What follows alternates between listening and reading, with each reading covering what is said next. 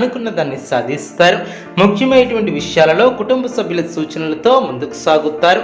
అనుకున్నది సాధించే వరకు పట్టు వదలవద్దు. స్థిరాస్తి కొనుగోలు వ్యవహారాలు అనుకూలిస్తాయి. సంతృప్తికరమైనటువంటి ఫలితాలు సిద్ధిస్తాయి. అనవసరమైనటువంటి విషయాలతో సమయాన్ని వృధా చేయవద్దు.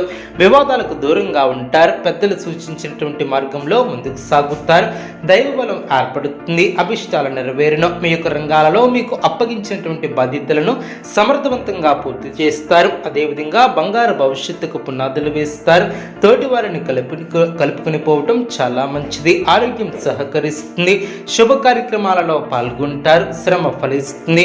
ఆధ్యాత్మిక కార్యక్రమాలలో పాల్గొంటారు. అదృష్ట యోగాలు ఏర్పడిన ఆశించినటువంటి ఫలితాలు ఏర్పడిన సకాలంలో పనులు పూర్తి చేస్తారు. మీ యొక్క ప్రజ్ఞాశక్తితో అందరినీ ఆకడుతారు.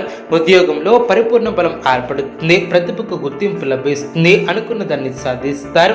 శత్రువులపై నైతిక విజయాన్ని సాధిస్తారు. ధర్మబద్ధంగా పనిచేసి లక్ష్యాలను చేరుకుంటారు.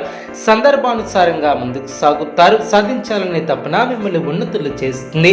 మానసిక దృఢత్వం ఏర్పడుతుంది. సమాజంలో పేరు ప్రతిష్టలు పెరిగిన ఆర్థిక స్థిరత్వం ఏర్పడుతుంది. అనుకూలంగా ముందుకు సాగుతారు.